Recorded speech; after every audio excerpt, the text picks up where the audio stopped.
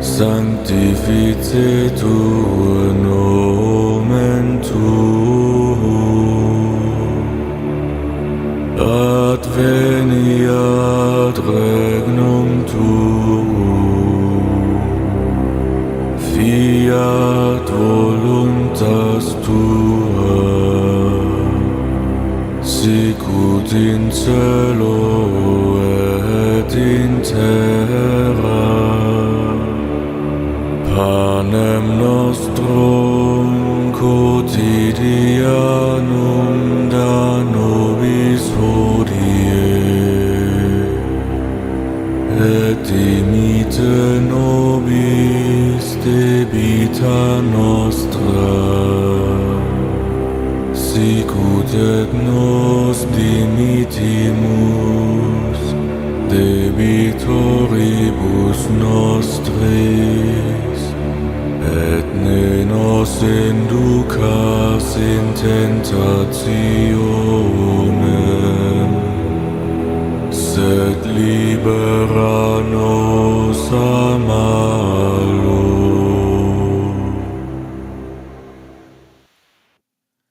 Hello, everybody, and welcome to another episode of Restore Christendom. Are you going to say your name or anything? Or No. No? Okay. Good evening, guys. Hello. Sorry for that bumpy intro. I don't even know if they noticed it. Like, it came up on our screen. Oh no, it definitely. Jenny said, "Bummer, what happened?" Oh, okay. Yeah, we're back. We did get a raid from the anti-dissemination HD crowd. Yes. Latter-day Sunday must have just ended. Yes. Yeah, I don't know what happened there. As soon as I went live, it told me we weren't going live, but yet we were going live still, and then it just crashed. So we just said, well, we'll just do this over again. So we'll see what it looks like on the recording, I suppose. yeah. But it is Sunday, March 2nd. It's 7:20 p.m. I hope that you all had a wonderful weekend. And that being said, it's Sunday, so that means that we'll be doing. Oh, we saw it all. Oh, sweet, good, Sweet score. That's comforting. taking the citrus theme for tonight. Oh, because we're both in yellow. Did you wear yellow on purpose because I was wearing yellow, or does it just work out that way? It just worked out that way. Okay. Sometimes we do this on purpose. Sometimes, yeah. Sometimes we do it on purpose. There was no purpose coordination today. No, it's just what I had on when I went fishing earlier. Yeah. This is what I had on underneath my many layers. Still have the car key in my pocket. Oh, well, that's good. In the event we need to go anywhere, he's prepared. It's still in there. Oh, goodness. Yeah, so on Sundays, we do the readings from Mass. Today was the 8 millionth Sunday in Ordinary Time. The 8th Sunday in Ordinary Time. The Sunday before Ash Wednesday. Yeah. So the Sunday before Lent starts, which is, you can tell from the title of this episode. Yes, the Sunday before Lent. The Sunday before Lent. Yeah, we'll get into a little bit about Lent after this reading, after the readings. And then we got a little video, a little clip, 50-second clip we want to play. And then we'll see where it goes from there. Yeah. Can't wait till the end of the show. Yeah. So, do you want to start now with the Mass readings? Yeah, I guess. I mean, did you have anything else to kind of stall out in the beginning? In the Benenigans? No, I don't really have. It's been a long weekend of doing nothing, honestly. I'm a little tired tonight. I apologize, everybody. Yeah, I am also tired / low energy. Yeah, I don't know. We got plenty of sleep this weekend. Got up super early, though. We did. I don't know. I feel like it's just been like a long few weeks. Yeah. It has been a long few weeks, that's for sure. In like a weird, takes forever kind of long way. Yeah. But yeah, so it's the 8th Sunday in Ordinary Time. I guess I'll just start. The theme for this week is honesty in Christian witness. Whether we like it or not, our language shows whether we are educated or not. It usually indicates which country we are from, and within the country, even which part. It tells about our age and sex, our temperament, our profession, our honesty, our moral values, and our outlook on life. However, not all language is honest and reflects the real person. We are constantly exposed, for example, to the multifaceted language of diplomacy and the deceptive language of the heart, honestly reflecting our best selves. Only by being honest with one another can human beings communicate and overcome the ailment of alienation. Banger. Yeah, that's pretty nail on the head type of thing there. Oh, I man. mean, you can talk to after talking to somebody for 5 minutes, you can kind of you know enough about them just from the way they speak. Yep. What Yes. are you Manning about now? Xerox said that he felt tired, extra tired all day today. And not that I'm like extra tired all day today, but at some point today, I was just like tired. Yeah, Just tired. yeah. Like, I don't even think an old man nap could fix this tired that settled in this afternoon. You settled in like right when we got home from church. It didn't even take long, man. Yeah, no, it was basically getting out of the car and walking into the house. And I Yeah. was like, And I already had the car loaded from yesterday with all the fishing gear and everything. I still said like, I don't even want to get up and go out and do Yeah. this. And yeah, maybe it was because we knew our weekend was officially over. We had no other obligations. Like there was nothing that we had to do. We could be other than our officially show done. tonight. Yeah. Yeah. Yeah, maybe. So let's get. Oh, that's the just about thing. Okay, so Yeah, that's the overview for like what the the readings whole this week, are. and then yeah. yeah. So the first reading comes from Sirach. This reading introduces the theme of the gospel on human language. Non-believers observe Christians, preachers or priests, and lay people alike very critically. All Christians are called to witness to Jesus Christ and what he stands for.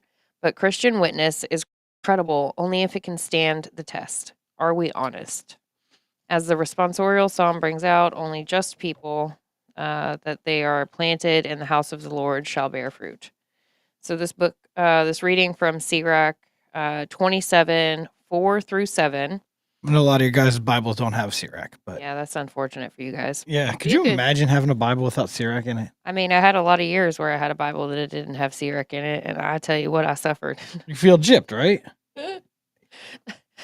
Not that like the lack of the book of Sirach is why I suffered, but maybe at least 5 dumb things could have been kept at bay had I had that book Right. at my disposal. So this is from Sirach 27, verses 4 through 7. When a sieve is shaken, the husks appear. So do one's faults when one speaks.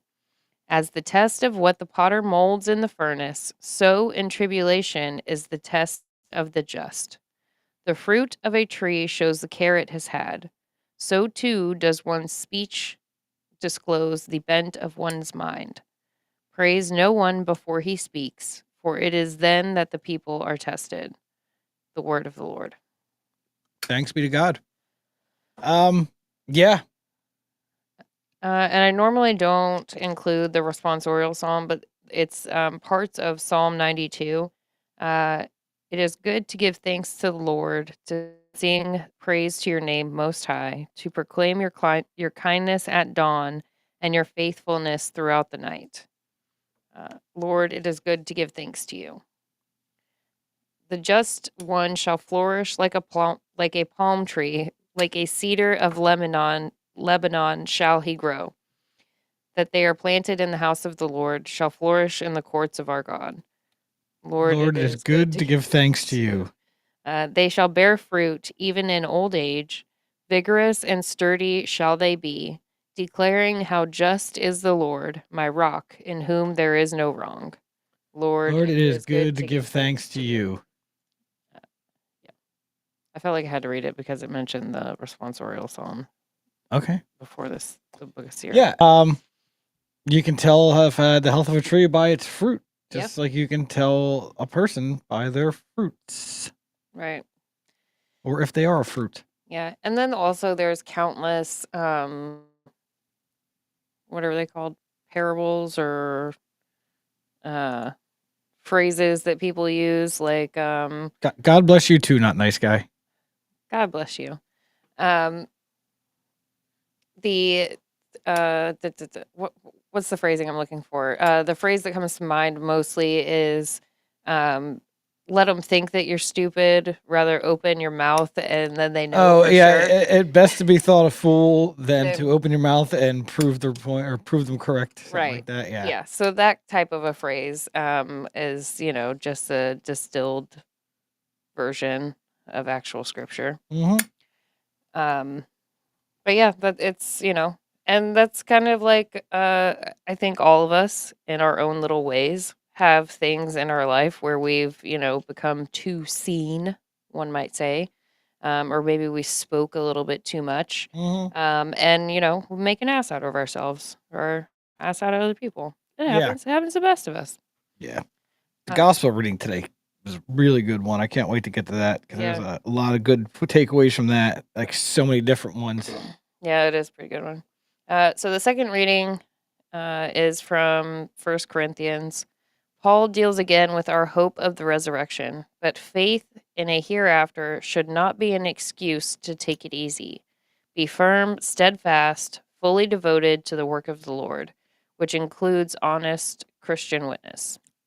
So 1 Corinthians 15, 54 through 58. Brothers and sisters, when this which is corruptible clothes itself with incorruptibility, and this which mortal clothes itself with immortality.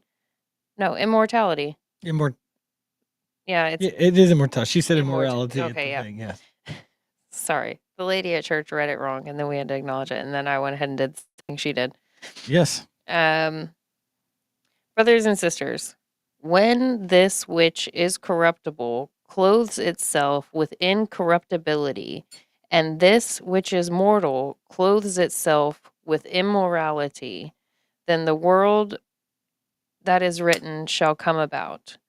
Death is swallowed up in victory. Where, O death, is your victory? Where, O death, is your sting? The sting of death is sin, and the power of sin is the law. But thanks be to God who gives us the victory through our Lord Jesus Christ. Therefore, my beloved brothers and sisters, be firm, steadfast, always fully devoted to the work of the Lord, knowing that in the Lord your labor is not in vain. The word of the Lord. Thanks be to God. Thanks be to God. Yeah. Yeah, Yeah. that's one of the more hard to understand writings from Paul. Some interesting language in there. So the gospel is from Luke. Hallelujah. In their language. Hallelujah. You gotta do the hallelujah. No, we don't have to do the hallelujah. Okay, fine. I was gonna do it. but- Oh, okay. Well, I mean, you're free to do I it. was, and you stopped me. So no, go ahead and read. In their language of preaching, the disciples must check whether their words are genuinely inspired by the standards of the Lord Jesus. His light should shine through their rhetoric. If such is not the case with a preacher, he is like a blind man guiding another blind person. The same should be true when a preacher is correcting sinners. His language is credible only if he is honest with himself. Finally, since not only priests but all Christians should bear witness, we should be honest with one another. Only if people feel that I am a good person who produces goodness from the good of my heart will my words be accepted by them. So Luke 6:39 through 45. Jesus told his disciples a parable. Can a blind person guide a blind person? Will not both fall into a pit? No disciple is superior to the teacher, but when fully trained, every disciple will be like his teacher. Why do you notice the splinter in your brother's eye, but do not perceive the wooden beam in your own? How can you say to your brother, "Brother, let me remove that splinter in your eye," when you do not even notice the wood beam in your own eye? You hypocrite. You hypocrite. Remove the wooden beam from your eye first. Then you will see clearly to remove the splinter in your brother's eye. A good tree does not bear rotten fruit, nor does a rotten tree bear good fruit. For every tree is known by its own fruit. For people do not pick figs from thorn bushes, nor do they gather grapes from brambles. A good person out of the store of goodness in his heart produces good, but an evil person out of the store of evil produces evil. For from the fullness of the heart the mouth speaks. The gospel of the Lord. Praise to You, Lord Jesus Christ. Yes. Man, there's so many good points in there. Yeah. Let's start out with the blind leading the blind. Yeah. Basically, so I like to tie this into the problem. Again, there's a lot of stuff in the Bible that leads you to the problems with evangelicals. Mm-hmm. So when I hear the blind leading the blind, it makes me think of, this was not brought up today in any of the talkings, but what I really think of when I hear this is about like these Bible only churches where all they have is the Bible, Mm-hmm. and the Catholic Church and even the older, the Orthodox religion, it comes down to scripture, tradition, magisterium. Right. The magisterium interprets the scriptures properly. We've been, the Catholic Church has been doing this for 2,000 years and have been slowly like, okay, we know now that this means this, and we know now over thousands of years we've really refined it. Yeah, come up to between lots of different apostles' writings and the disciples of the apostles, and so we've been able to all right, this is clear what they meant by this, because although it's a little unclear here from Paul's disciple Ignatius, somebody clears it up in his writings here. Content. So and that it also comes down to big T tradition there too. It comes down from the apostles and the disciples of the apostles and the early church fathers from there. So when you've got Bible only churches trying to preach from the Bible only, it's like the blind leading the blind. Yeah. You don't have the magisterium and the big T traditions to guide you to fill in any of the blanks. Right, to fill in all of it. There's so many gaps. Like the Bible only covers a small fraction of day-to-day life and what to do in this situation and that, and how does this work. And that's where Pastor Jimmy's lived experience comes in handy. Yeah. Is he gets to fill in the gaps. Yeah, so I just when I hear that, Jesus saying the blind leading the blind, that's the first thing I think of is Pastor Jimmy down there at Crossroads Bible Church. Yeah. Telling everybody. Jeff Street Church. Jeff Street. Yeah, we saw a Jeff Street Church yesterday. It was hilarious. Jeff Street Church. Ugh. In the most hideous corporate logo design you could. And the most hideous corporate building. It was horrible. It was completely horrible. Terrible. But not my church. Yeah. But anyway, when you got Pastor Billy over there at Jeff Street Church relying on his knowledge and his knowledge on or the whatever pastor mentored him on interpretation of the Bible, and then goes around saying that they're the right ones and that the Catholic Church or Catholics are going to hell and they're idol worshipers and they're this and they're everybody else is wrong. Everybody else is wrong. But you're the blind leading the blind at that point, but you've got one of the three necessary parts. So you're missing out on a whole lot of stuff over here. But yeah, that's what came to my mind today when we were talking about this.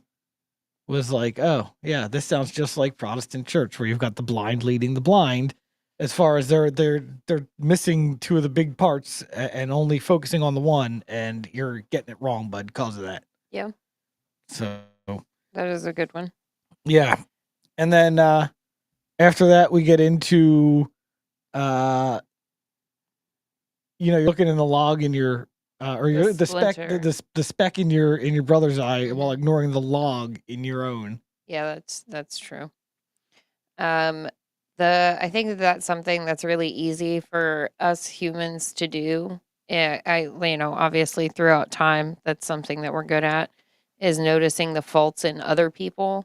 Yes. While ignoring our own faults. And it's actually much easier to acknowledge someone else's faults in an effort to ignore our own.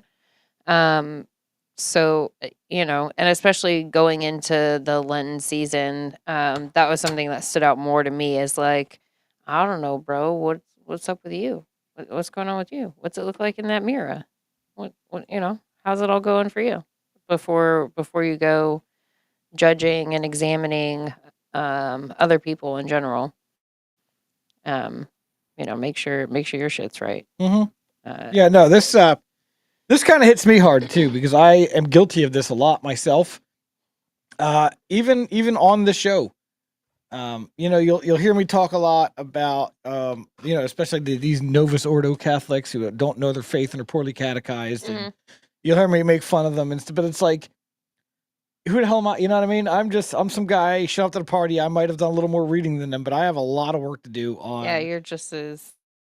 I have a lot of work to do on leading a more holy life myself. Yeah, I am in no place to be judged just because I've got. Because you're better catechized, right? Just they because don't cuss and they don't watch the same TV shows that you watch, and they don't, they don't Yes. do the same things. They don't that accidentally you do. use the Lord's name in vain all the time, still, because it's a habit from a life previous life. You know what I mean? Like, yes, I have although I may have the right idea of where Catholics should do, and where, like, I still have a lot of work on my own to get there. You know what I mean? That's true. So just because I put on a suit on Sundays and they wear jeans to church, Right. you know what I mean? Yep. Like, they're also not cussing. They're also maybe I don't know. I don't know. No, but yeah, exactly. They could be doing a lot of things more holy than I am myself. And here I am judging them because they're the wrong kind of Catholic. Yeah. And I'm really trying to make a concerted effort to not do that as much because I am in no position now. I'm 3 years, if I'm really living out this faith that I'm preaching and doing more than just trying my hardest to, then we'll if it's become a good habit and like just your way of life in a few years. Yeah. If I'm actually fully living out this Catholic faith that I preach about, then it's time to start pointing at other people's specs. Yeah, then I guess you. Then I bitch about their jeans or their Our Father and holding hands. You know what I mean? Like, and proper liturgical things. Like, right. I'll start picking on the rubrics of the Mass. Start worrying about that once I get myself a little holier. That's a good policy to have. Yeah. I mean, I'm getting there every day. I'm a little bit better every day. So but yes, I still have a lot of my own work to do before I go around criticizing these people. Yeah. That doesn't mean we're not going to make a few jokes here and there. Oh yeah. I can't help myself. That's going to happen. Okay. I just saw something. The continual self-improvement of your faith life doesn't end until you go home to heaven. That is correct. That is correct. But I definitely have a lot of work to do to get the baseline at this point. Yes. And Lucas asked, there's different kinds of Catholic? Oh, yeah, buddy. Oh, bud, yeah. Oh, yeah, there's so many different kinds of Catholic. Part of the 8,000 reasons why I just screech be Catholic at people is because you could really be any type of Catholic you want. You want to be the person that just shows up every once in a while, does the Easter and Christmas one? You could be that kind of Catholic. You could do that. There's no rule that says you actually have to, like, do extras and, like, be about it. No. I mean, if you miss all those masses and that's a mortal sin and you die with that mortal sin, that's between you and God. I mean, that's a But if you decision show make, up at Easter and Christmas only, and the day before you show up at confession sins and show up at your Eucharist, I mean, you're technically fine. a Catholic. You're fine.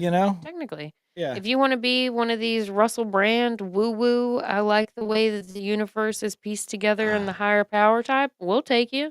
No, we got a little swath to y'all people in here. I just said I was going to try not to talk bad about all the other types of Catholics out there, but then you go bringing up the charismatic Catholics, knowing that I'm going to have trouble controlling myself. That's fine. You don't like the charismatics. I don't like them Jesuits. I don't like the Jesuits either. Nobody likes the Jesuits. Not even real Catholics anymore. I mean, the charismatics are following suit. They're about to be not even real Catholics too. Yeah. So I mean, as much diversity as there is outside of the Catholic Church, there's that within the Catholic. Yeah, well, it just depends on where you're at, what type of person you want to be. But for the most part, you'll find your niche. Yeah, there is a home for you within the Catholic Church with whatever weird nichey thing you find in your. The Novus Ordo Church is really good at promoting that kind of stuff because there's just so many different types of people that have come to the church, and then it's the boomers. There are all the different types of boomers, and so like if you want to be more Pentecostal, you know what I mean. There's the charismatic branch of the Catholic Church now that does the the speaking in tongues and the nonsense that Yeah. that the Pentecostals do. Yeah. And then you've got like the super liberal Jesuits that are basically like your mainline Protestant LGBT churches. Yeah. Even though they're not allowed to ordain women or marry gays or any per canonical law, they're still fighting to get that right. You know what I mean? Yeah, they're so They're still trying. There's still watching branches it. of the Catholic faith that are trying. Now, it'll never happen. It's impossible for it to happen because it goes against 2,000 years of Catholic teaching, and you can't just reverse course on a teaching like that. Right. It's literally impossible. Can't be done. So, Better but yeah, there's do it.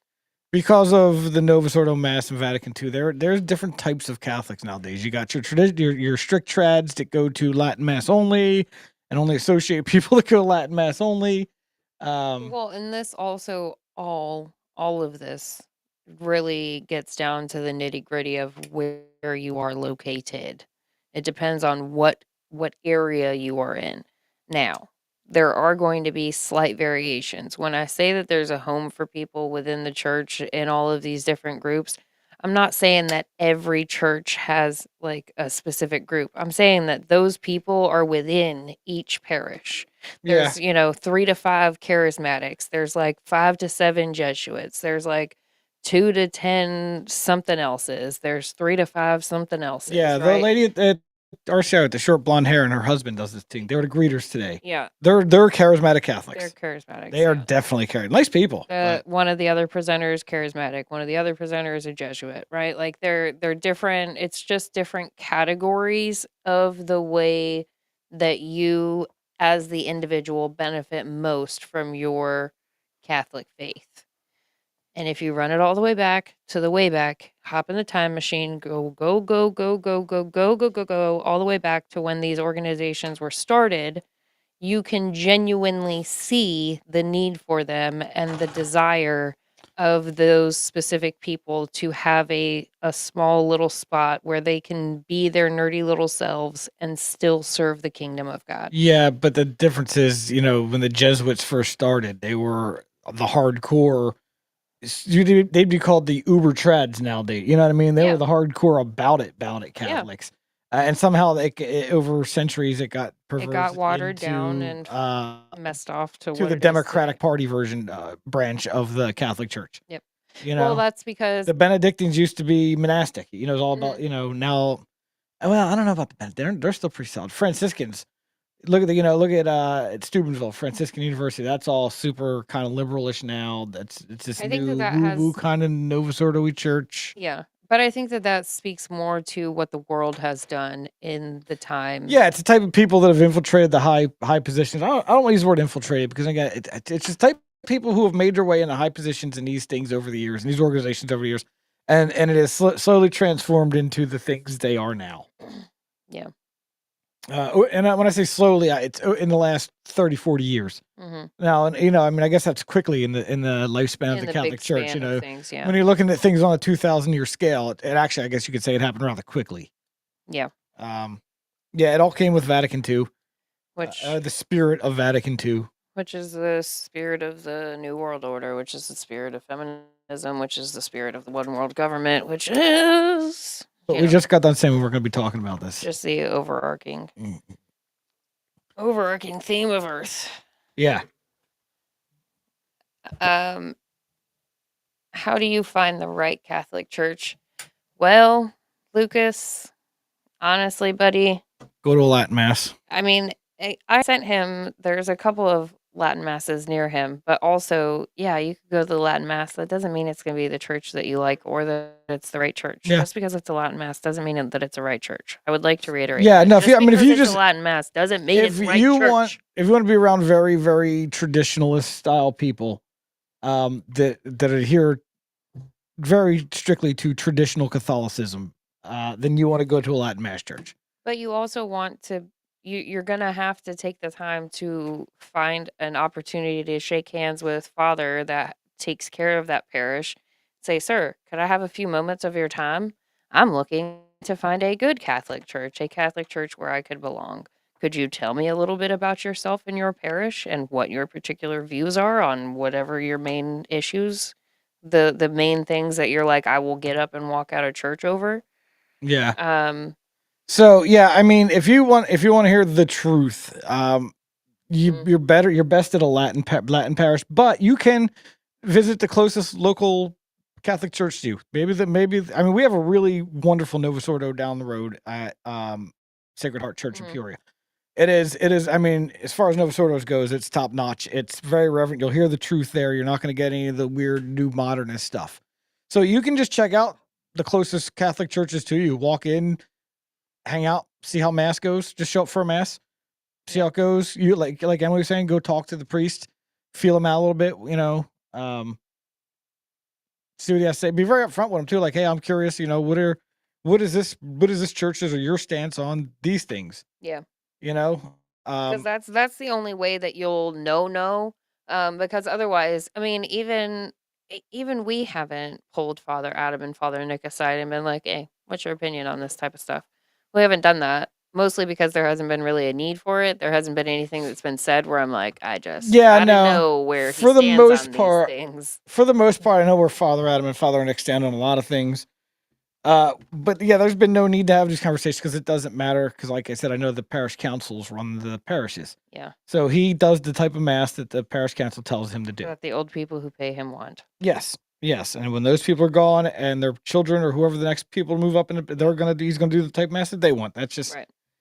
That's sadly how it works nowadays. And that is, it's not a unique thing to us. It's just, it's I hate saying it this way. It's like Catholicism a la carte, and the Yeah. people paying the bills right now for the Catholic Church are the boomers. Well, yeah, because the Vatican II set it up so the laity have way too much say in things. The laity being the people in the pews.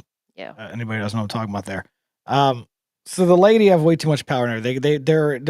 They've gotten infused in everything. Instead of the priests, the parochial vicar, the head priest, no, the pastor. I'm sorry, parochial vicar is the second.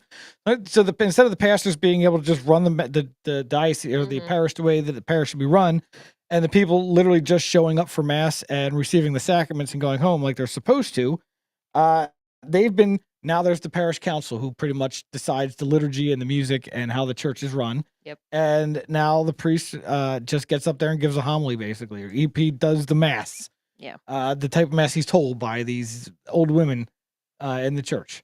Yeah.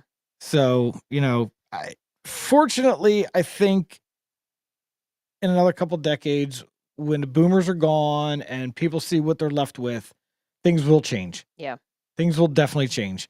Um, yes, it should all be up to the bishop, but the bishop caves to the laity on these, Lucas. Yeah. Um, Because they've been emboldened. but yes, technically it is up to the bishop, and that's kind of the problem. If Father Adam were to go ahead and start doing the mass half in Latin with an organ instead of a piano, Mhm. and a And bunch of it's other just stuff, so these people, you'd have 100 old women on the phone to the bishop, throwing a fit. And what's he gonna do? He's gonna call Father Adam and say, "Hey, I'm tired of hearing from these old ladies. Just do what they want, as long as you know what I mean. As long as it's not well, heretical." it all depends on where Bishop falls on that. If Bishop is the type of bishop to have a freaking backbone to say, ladies, I hear you. However, Father has decided this is how he wants it done. I see no issue with this. Let's Yeah, just let him get it out of his system. Just take a seat. If that's the type of bishop that you have, then you're golden. yeah. I should have. But Yes, I should say that. also, I'm basing it off of our bishop. right. What our bishop would do. Well, and the thing that we have to take into consideration in all of this is that it's a reflection of the world. Mhm. It is a reflection of humanity. The church can't be anything other than what we make her. Right? Like obviously the gates of hell shall not prevail. Truth will be the truth. It'll stand the test of time because no matter how many Judases there are, there's 11 other ones, right? Like there's a certain formula that it will follow and everything will be fine. But also within the church itself, it's made up of human beings, just regular human beings in 2025 who have all been successfully feminized, who have all been henpecked enough and beaten down with political correctness, and also the Vatican II, where the Novus Ordo gets their own unofficial spot in the church. They're officially named as contributors, and that's where we find ourselves. So there's a lot of stuff to figure into it. Mostly, it's just a waiting game, but some as- bishops will side with the priest and say, I don't care if you don't like it. And other Yeah. bishops will just go along to get along. right. But as much as it's a waiting game, as us waiting out these boomers, like the priests have to look out into the crowd and see some non-wrinkled faces.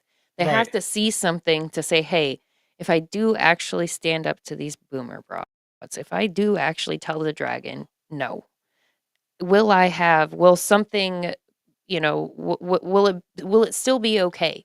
Am I still do gonna I have people here that want me to say no to the dragon? Exactly. Are they still gonna show up to mass if I offer this? If I, and maybe there's not enough of us in here yet for them to say, sorry, dragon lady, no. Yeah. Maybe that's what it is. I don't know. I don't know what it is. I just know that, there's not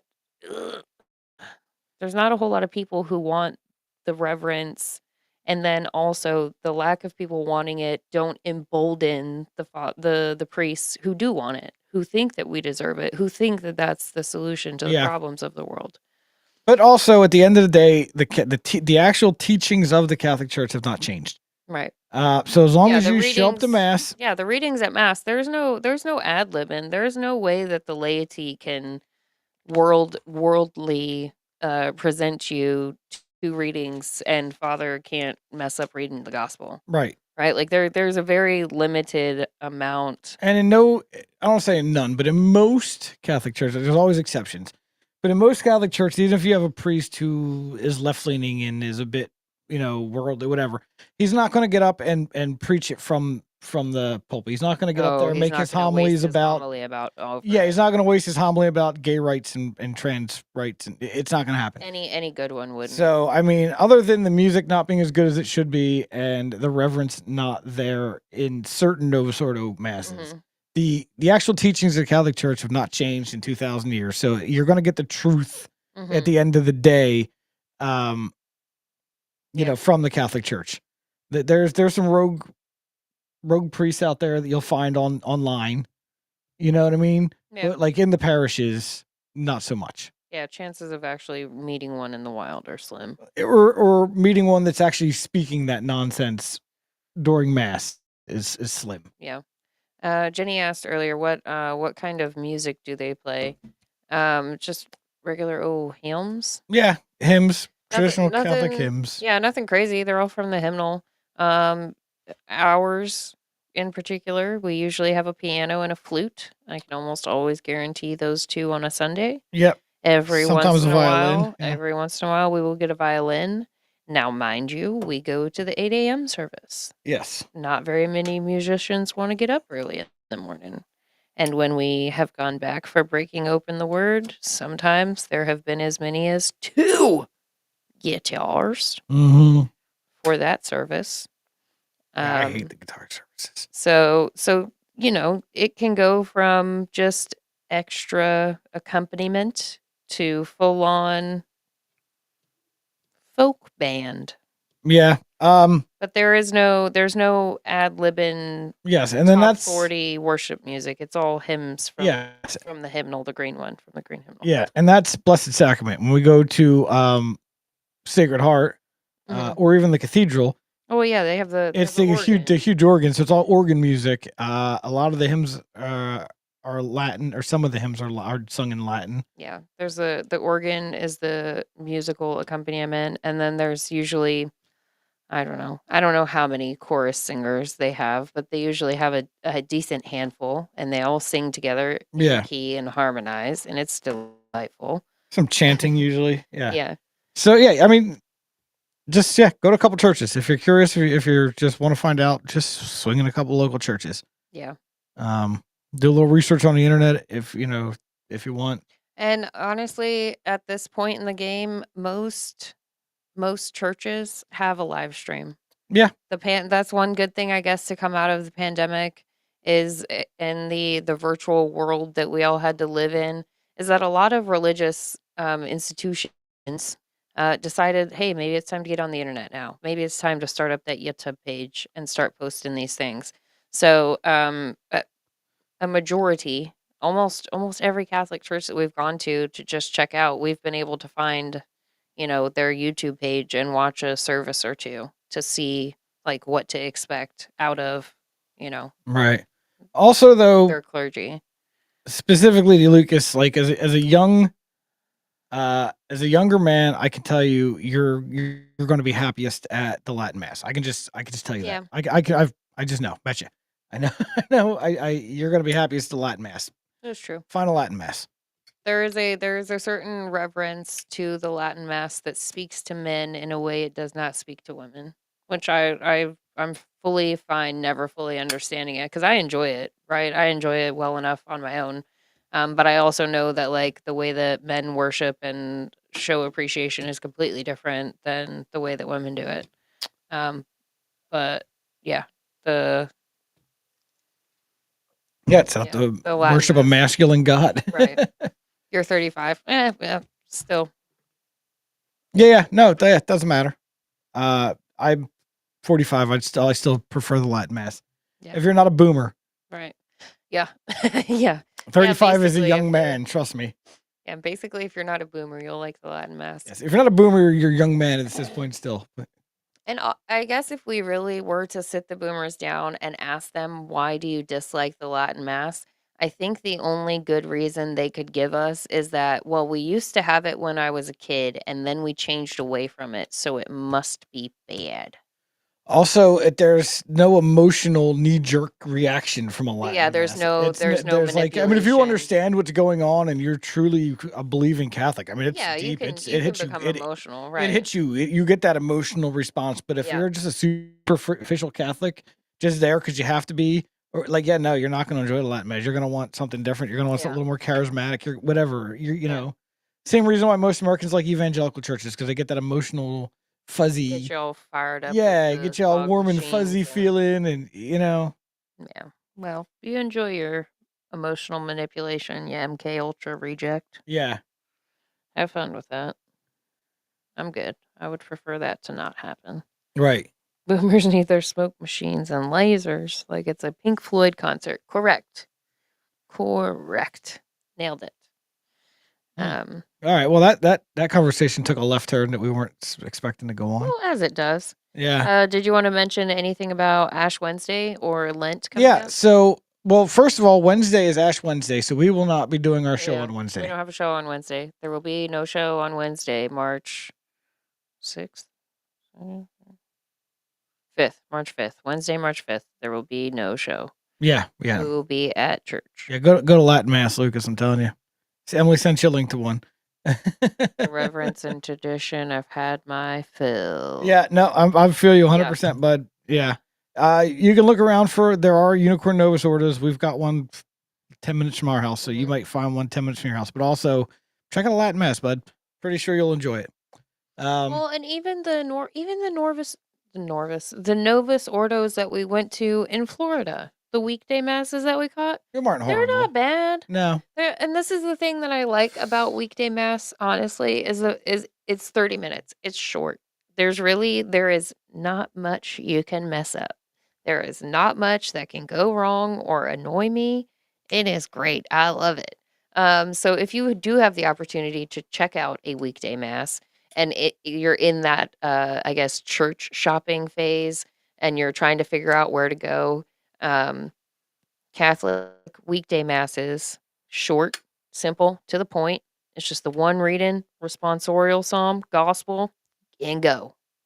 Right? Like, I mean, you do communion after that, but like it's just 3 quick things. There's not a whole lot of mucking up that can be done. But most of all, it's less than 45 minutes. It's a shorter thing. And you still get the homily, you still get a feel for who the priest is. It just doesn't have all the extras that Sundays do. So I'm going to address Thorne's comment. I almost feel bad for boomers. They got psyop so hard. I actually do. Yeah. I do feel bad for them because it's hard for us to understand. Like At 45, I can kind of remember what it was like to have basic TV. Mm-hmm. You know, you had 3, 6, and 10, and then you had the UHF channels, like 17, 29, 57, If the whatever. president was on, There was forget 6 about channels it. though. Yeah. But like when boomers grew up, it was, you know, a couple radio stations Mm-hmm. and 3 network and 3 television stations, and that was it. Yep. So the government basically owned everything. Like, I mean, it was right for propaganda. It was so easy to control these people because every single family, every person in the country was sitting down watching one of 3 stations. Yep. You know, like they didn't stand a chance, man. And like in that growing up in that type of environment where you just trust these people on TV because they're the professionals and like, you know. Yeah. No, couldn't be me. Couldn't be me. Like I remember my own life before the internet, before I could actually look things up. You know what I mean? It was just, yeah, whatever you saw on TV, on the news, that was what happened. You know? Yeah. So yeah, I really do. I do feel bad for the boomers. They never stood a chance against it, man. It was My empathy, sympathy, extension of grace for the boomers goes further than what they consumed. I don't believe that any of them have ever matured or gotten past being the small school child hiding underneath their school desk from the atomic bomb. yeah. I think that many of them, many, many, many, many of them are still in some capacity that small child hiding underneath their school desk from the atomic bomb. Yeah. I think, and right, like that, if that's the first psychological operation that was run on the boomers, I think after that, everything else just makes sense. Yeah. It just makes sense that they would fall for the 3 people on the TV. They would believe the things that come out of the talking box. They would believe the things told to them by the people in the suits in front of a teleprompter. Yeah, like I remember when I was a child in school and the Challenger space shuttle blew up. Mm-hmm. And like now we're learning these people are all still alive. Yeah. And it's like, but without the Allegedly. internet, like, How would we know? yeah. Back in that day, it was like, oh my God, this horrible thing happened. And then here we are 30 years later or 40 years later, like, oh, that was all bullshit. Right. Gotcha. Or at the very least, it was a trauma bonding experience because you guys had the Challenger and then I had 9/11. Right. They had you guys turn on the TVs to watch the Challenger because the all of us teacher kids, lady, yeah, all of us kids watching some poor high school some poor or teacher lady, some poor teacher blowing up on her trying to go to space and blowing the heck up. Like nobody thought it was odd that they were sending some random teacher to space. First of all, like looking back at it now, it all seems so dumb. Like, oh, so NASA and like in this age, we're gonna spend billions and billions of dollars to send some random fucking elementary school teacher or whatever up into space with astronauts just cause. Yeah, they had a lottery of every elementary school science teachers, and she just happened to be the one that was chosen. And then that happened to be the one and only space shuttle in history to ever blow up on launch. You know, like you know it do be. But that's how it goes. But then people will say, well, that's why Elon doesn't film every one of his because things go wrong all the time. Yeah. Things go wrong all the time. No, they don't. They're not. Well, I mean, they don't because none of it's real. Right. At this point, we realize that. But again, 20 years ago, we all believed we landed on the moon. No. Back then, we didn't know. Yeah. Yeah. Technology has caught up to their lies. We can easily spot these fakes from 50 years ago now. Like, oh, yeah, all this video is fake. Right. You know? But without the technology... Some people can view the videos and footage and be like, oh, yeah, that's fake. And then there are other people who, much like the boomers, still choose to believe the propaganda. Yeah, no matter how much evidence you put in front of their eyes, they can't admit they believed the lie for so long. Well, it starts with, if I believe that this one thing is a lie, everything else becomes possibly a lie. Right. What else do I have to admit to myself that isn't actually true? So when I say that the Protestant, that the Reformation, that idea that Martin Luther found an error, that's where it all begins to fall apart. Because of the second that you say something's not right, everything else needs to be reassessed. Right. You can't not do it. It has to happen because if this is wrong, and we thought we were right for this long. We thought we were right, but then we found out we were not right. We were wrong. So then everything else needs to be, looked at. Right. Yeah. But it's just humans in general just can't admit that they believed in a lie. It's a pride thing in a lot of ways too. Like, I'm not stupid. Gee, I wouldn't have believed that. Like, yeah, but you did, bud. It's a lie. Just admit it. We've all been duped at some point in our life. Yep. All of us. Yep. I got Emily to marry me. How do you think Yep. she feels now? Well, I don't feel like a dummy. You're the one that feels like a dummy, obviously. I duped her, and now she's stuck. Oh, yeah. He duped me, guys. So we were talking about Ash Wednesday before we got off on another tangent again. Yeah. So Ash Wednesday is coming up, and it's the start of Lent. Mhm. And Lent is a time of prayer and penance. Yes. So there's things that the Catholic Church mandates you do, Mhm. and then there's things that they ask you to do. And being gracious and wanting things to be easier on you, the Catholic Church has made the things you must do for Lent very easy. And then the things that you can do get a little harder. Yeah. So, like, the things that you must do for Lent is you must fast on Ash Wednesday and you must fast on Good Friday. Good Friday. And you must abstain from meat on both of those days and on Fridays through Lent. Yes. So, fish or beans or just no meat. You can even eat eggs, apparently. Mhm. Just no actual flesh meat from mammals. Yes. And then fasting means no food until 3 p.m. On Ash Wednesday or Good Friday. Right. Now, what you can do, and that's all that's really mandated from you from the Catholic Church. That's pretty much it. But now what you can do is you can fast all of Lent, which we're going to do. Mhm. And you can abstain through all of Lent, Mhm. which we are going to do. And then there's lots of different penance and prayers you can do, and I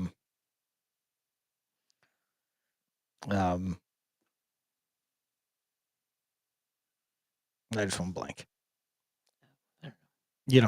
What do you? Oh, I was going to say the whole idea of Lent is to get rid of you and replace it with Christ. Yes, it's to draw closer to Christ. It's the die unto yourself bit. Well, it's of to being tie a your Christian. sufferings to Christ. It's to, It's to not scroll your phone and say your prayers. It's to not be a gluttonous turd and to actually be appreciative of the things that God gives you in the bounty. Right? Like that's what we're supposed to be doing in Lent. No, Thorn, you can still use tobacco while you're fasting. As far as I know. Sure. I don't know. Yeah, as far as I know, you can still use tobacco.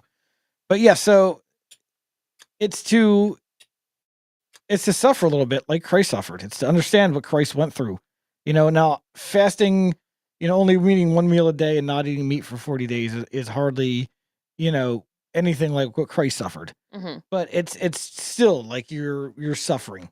You're not, you're doing something to make yourself uncomfortable. Mhm. And that should be the point. If it's easy, are you really doing anything? So if you're the type of person who only eats once a day anyway, like find other ways to give things up. Right. Like on top of not eating, on top of fasting and abstaining from meat through Lent, we're also going to not drink Malort. We're not going to drink anything at all. So be no alcohol and then and no cannabis Mhm. through Lent. So I mean, yeah, it's not going to be easy. I mean, I'm overweight. I you know what I mean? Like I like to eat, so it's going to be tough not eating. I eat meat. 99% of my food is meat. Yeah. And I'm not a big fan of fish. Nope. So, not eating meat is going to be a huge thing for me. I like to drink Malort. I don't drink a lot of, I don't get drunk on Malort a lot, but I do like to drink it Yeah. daily. So it's, it's not going to be easy to come home and not have a drink. Not have Malort. Yeah. So yeah, it should be hard. Embrace the frittata. What is a frittata? I have no idea. But embrace the frittata. Okay, we're gonna start eating frittatas. Apparently that's the thing. Is that like the egg something? Like a quiche, but not? Mm-hmm. I don't know. I'll have to look up frittatas. I don't come from a people who name things tatas. It's a big old omelet. Okay, yeah. Yeah, That's what I was okay. like, I'm pretty sure it's an egg thing. As long as it's got no meat in it, yes. Yeah, it's just, a bunch of vegetables and eggs. Mm-hmm. Yeah. Cheese, you can have cheese too. Cheese. Yeah. Yeah, just no meat.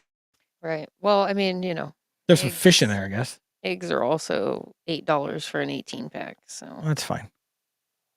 I'm not worried there's about that. I'm worried about that. You want to pay that much for eggs? You could take your ass to the I grocery don't want to store. pay that much for eggs, but You if could I have take your to. ass to the grocery store and do it, because I, on principle, will not. Okay. I can't. That's not even. That's way. I wouldn't even pay Eggland's Best that much money for 18 eggs. Okay. And I think Eggland's Best read their chickens night-night stories. They read them night stories, huh? Yeah. In my mind, that's how you get away with charging that much money and saying that there's that many more nutrients in your eggs. It's got to All be right. from the bedtime stories. All right. Okay. So do you have anything else you want to add about Lent? Other than the fact that it's a decent enough human practice to be less of a turd, I think it'll be interesting. I'm looking forward to it. Usually I am dreading doing a thing. This I'm actually looking forward to, and I think secretly it's because I have not activated my inner Goggins in a while, and I could use some discipline. Yeah. So I'm looking forward to that, but even if you're not Catholic, in the 40-ish days headed up to Easter, maybe think about, giving up something for Lent. Yeah. Thinking about how Christ suffered for you, and think, what can I do to say thank you? Right.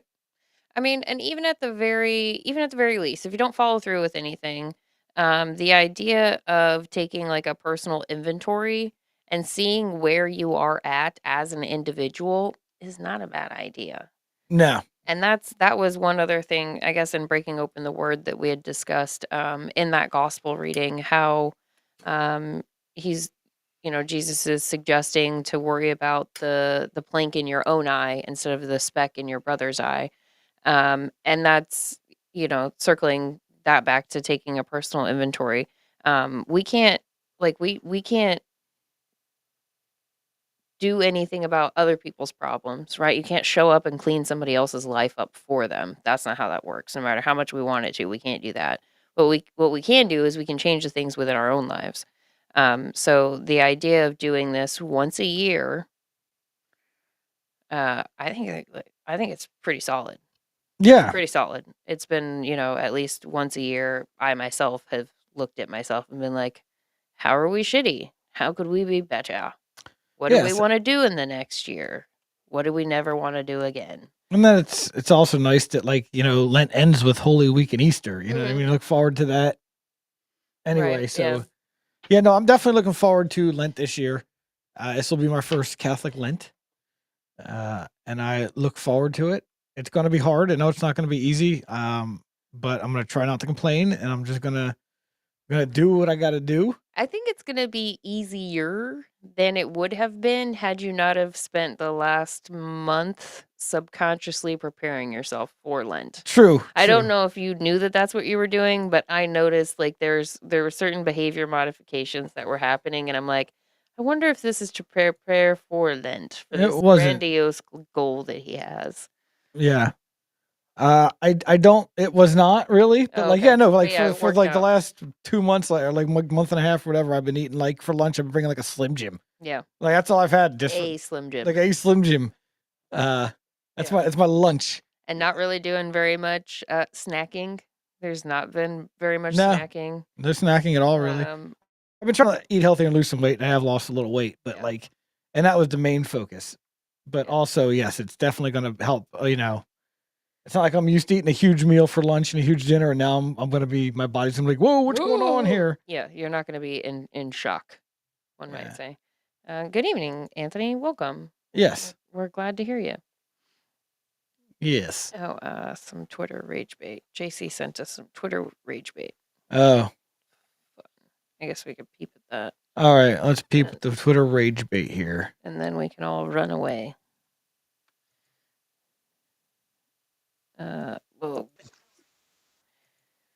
Oh boy. Okay.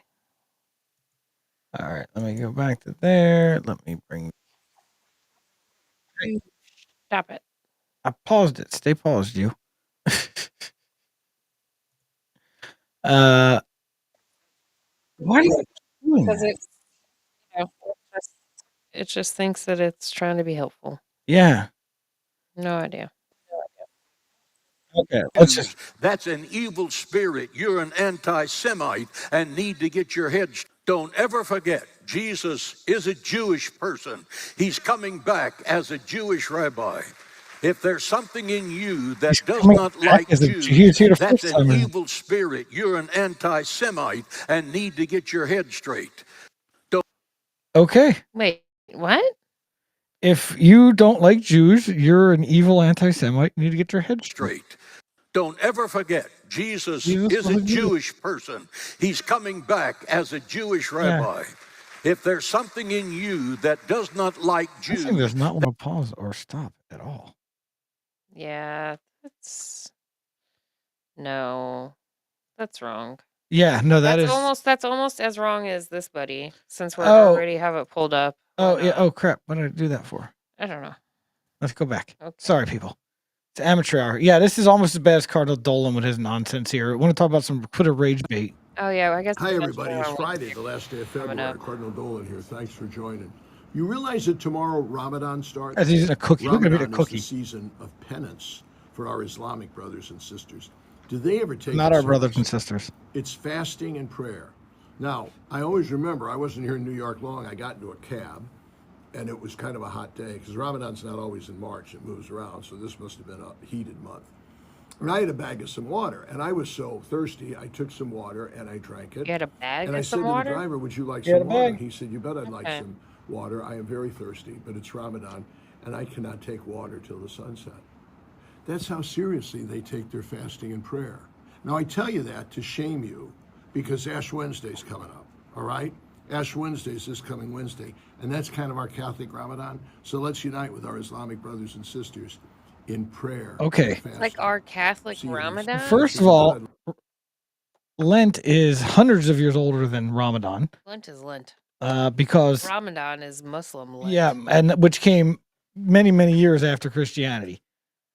So Like a- Ramadan is Muslim Lent. Yeah. If you want to act like that. If we're gonna phrase it any type of retard way. Yes, but he does have a point, as the Muslims take Ramadan seriously, or a lot of They them take do. everything Well, seriously. They do. Now I'm going to frame this two different ways. So Muslims Okay. take Ramadan very seriously, and Catholics need to start taking Lent more seriously. This is a fact. Mhm. Now, in all reality, Muslims are very much like Jews, where in Muslim countries during Ramadan, during these big fasting Mhm. sessions, they literally reverse their society, so everybody is up at nighttime. Yeah. So everything happens at night. Everybody goes to work at night. Everything happens at night. And they sleep during the day. Yeah. So that they can eat. So they don't have to change their life at all, basically. Right. So they can still follow the law It's only the Muslims in America that have to work normal American jobs that suffer during these holidays. to the point. I homeschool, so I don't know this year, and I haven't really been up on it on the social medias like I have been in years before. But if you're a child or if you're a parent and have children who go to public school, I bet you that PTA or the PTO or some teachers union has sent out a fucking email saying don't offer the Muslim kids anything coming up because Ramadan is here. They can't have water, they can't have food, and they might be tired. Let them sleep in class. Yeah. They don't say that for the Catholic kids, though. They don't say that for any other kids, and fucking also keep your religion out of the schoolhouse is what I thought we was saying. No, that's only Christians. Only That's Christianity. what I thought we was saying. No, only Christianity has to stay out of the schoolhouses. Everything else, Satanism and Muslims are same thing, but they're both okay. Right? Yeah. Yeah. The Muslim kids can sleep in class, but Tyrone can't. So Yeah, and I'll let the libtards and argue. little Athanasius, since he's Catholic, he's not Yeah. allowed to.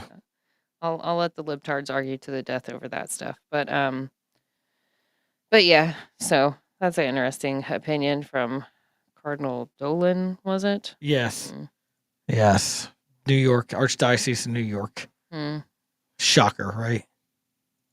It'd suck So- if he gets the laryngitis and can't talk for a week. That would suck. That would be quite unfortunate. So, okay, guys. Well, I think that's all we had to cover tonight. It is Lent coming up, everybody. Make sure you you do your part for Lent. If don't buy more than you can chew. Right. So if like This is not New Year's resolutions. yeah, don't sit here and say I'm going to do this and do that and do that, and then completely fail by day 5, and then get all dejected and be like, well, marriage isn't for me. Like, start out small. Right. Pick up pick something small. Yeah, you got 40 days. If it gets easy, if you're 10 days into it and you realize like, man, this really ain't nothing, you could up it. Right. It's better to start out small and make it big than to start out big and fail. Yes. So yeah. So and I guess slight clarification on the fasting thing when it comes to Lent. As it was explained to us by seminarian Luke, fasting is 1 large meal a day and 2 small snacks. Now, when I have looked this up, the small snacks are 8 ounces of something. it's like a piece of or toast, less. basically. Yeah. So you can have like a piece of toast in the morning and like a piece of toast at Or you lunchtime. you could have like an apple at lunchtime, or you could have like a morning small yogurt. Like you could still have a small something. You could have 2 small somethings throughout the day. If you do feel yourself like, oh, I'm gonna die if I don't have something in my mouth. Right. So it's not like a full on blood panel fast, right? Like it's not like that. It's just a temper your human flesh sack a little bit. But yeah. Ignore the rumblies in your tumbly. You got enough fat stores. You'll be fine. Yeah, if you want to do just the basics of what the church says, and even if you're not Catholic, it doesn't really matter what the church says. But if you want to do the just, the minimum, just fast on Ash Wednesday and Good Friday, and don't eat meat on any of the Fridays during Lent. Yep. It's not that hard. So you start there, and if you feel like you want to do more small increments, just don't overdo it, and then wind up feeling bad about things and like, I failed, I'm no good at this, and but more importantly than fasting and all that is just make sure you're praying a lot during Lent. Mm-hmm. Spend this time to get closer to God. Yeah. Suffer a little bit like Jesus suffered for you, and use this time to get closer to Him through prayer. That's kind of the most important thing. If you're fasting and not praying, it's useless. Kind of, yeah. So, the more important of the two is prayer. So at least make sure you're spending this Lent season in prayer. Yeah. Even if you do the fasting thing, and you don't have to do anything crazy. He just said just the 2 days and the Fridays. But add in, something prayer wise, maybe a morning prayer, maybe somewhere in the afternoon you do it. Maybe you add like a couple of extra times that you say a prayer throughout the day. That was the other thing really driven home today about it, is that this is not only are we fasting from sustenance, you also fast from the world essentially to a point where you can actually receive the messages that God tries to send you, or when Jesus does try to speak to you, or the Holy Spirit or whatever. It's that way you have a better relationship with them. Yeah. So, all right, guys. Well, thank you for showing up and watching another episode. We appreciate you guys coming and hanging out with us and keeping us company. Yes, for these shows. Absolutely. We wouldn't have a show without you guys. Yep. So see, Emily, it would be a great opportunity to get your prayer life in order. Yes. Yes, Lent is an excellent opportunity for that. Yeah, one of the best. If that's what you do during Lent, is you make a commitment to get your prayer life in order, and that's what you do, then that was your Lenten thing, Good and enough. Good for you. Yep. One of the more important things you can do. So.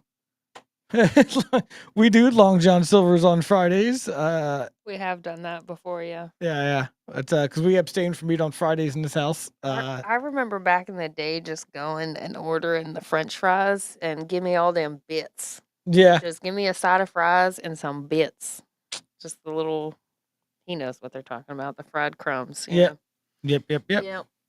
All right, guys. Everybody have a wonderful week coming up. Again, we will not be here Wednesday. Will not be here Wednesday. Emily will be here tomorrow morning. I will be here 6:30 a.m. Central for the morning crew. Over on the Morning Crew channel. And I will be here Tuesday with something. Yes. I don't know exactly what yet, but I'll do my normal half hour, 45-minute Tuesdays with Tommy. And then no Wednesday, Emily back Friday. We'll be back for another episode on Sunday. Yes. Oh, Sunday will be after our Oh, the Isn't that our rite of thing? Yeah. acceptance. Yes. Yep. Yes. Sunday So, we'll have good news for you guys. Yes. Exciting. so We'll have a recap.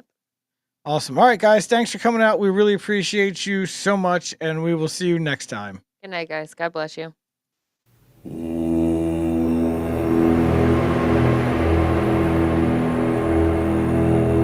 Pater noster, qui es in celis, sanctificetur nomen tuum, adveniat regnum tuum, fiat voluntas tua,